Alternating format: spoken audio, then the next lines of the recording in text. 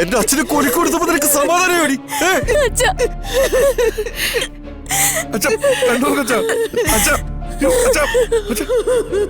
അമ്മോ, എന്താ നീ മിണ്ടാ നിൽക്കുന്നേ? മുത്തശ്ശൻ ചോദിച്ച അമ്മു കേട്ടില്ലേ? ശ്രീനാഥുമായിട്ടുള്ള വിവാഹത്തിന് മോൾക്ക് എന്തെങ്കിലും സമ്മതക്കുറവുണ്ടോ? ഇല്ല മുത്തശ്ശ, എനിക്ക് ഈ വിവാഹത്തിന് സമ്മതം.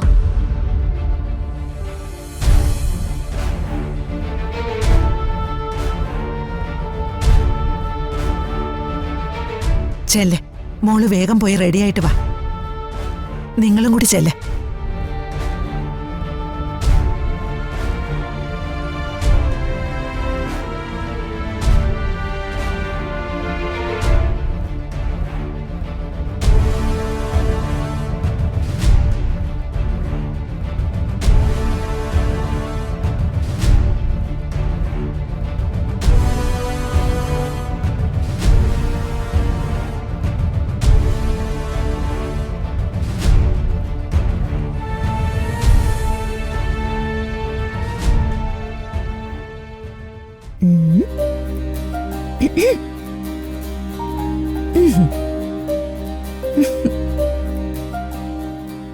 ഹലോ, ഏട്ടനിപ്പോ സന്തോഷമായല്ലോ അല്ലേ? ഒരു കണക്കിന് എല്ലാം നന്നായിന്നാ എനിക്ക് തോന്നുന്നത്.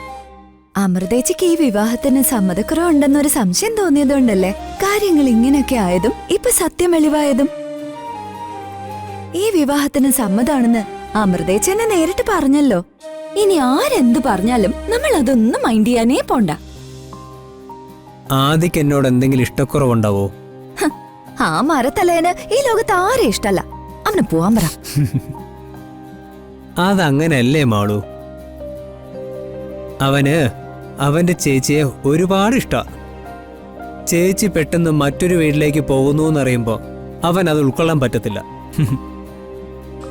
ചിലരങ്ങനെ ഒരുപാട് ഇഷ്ടമുള്ളത് നഷ്ടപ്പെടുമ്പോ അവർക്കത് സഹിക്കാൻ പറ്റില്ല.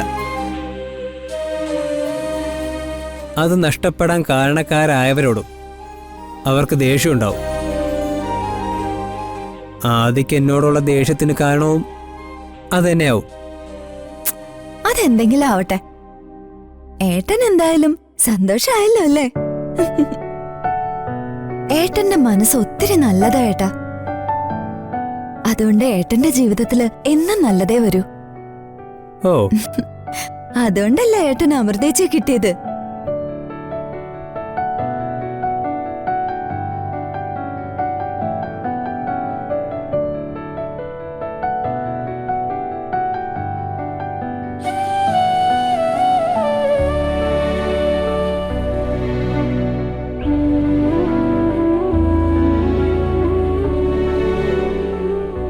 അമ്മു, അമ്മു, ജസ്റ്റ് ഒന്ന് നോക്കിയേ. അമ്മു, ഒന്ന് നോക്കമ്മു. ആശ ചേച്ചി, മേക്കപ്പ് കഴിഞ്ഞില്ലല്ലോ. ഫുൾ മേക്കപ്പ് കഴിഞ്ഞിട്ട് ചേച്ചിക്ക് സെൽഫി എടുക്കാം. ദേ നന്ദിതേ, എനിക്കും നിനക്കും വലിയ പ്രായ വ്യത്യാസമൊന്നുമില്ല. അതുകൊണ്ട് ഈ ചേച്ചി വിളിയൊന്നും വേണ്ട. ബാലഗോപാലേട്ടൻ മുറപ്രകാരം എന്റെ ഏട്ടനായിട്ട് വരും. അങ്ങനെയാവുമ്പോ ഈ ആശ ചേച്ചി എന്റെ ചേച്ചി തന്നെയാണല്ലോ. വാ ചേച്ചി, നീങ്ങിന്നേ.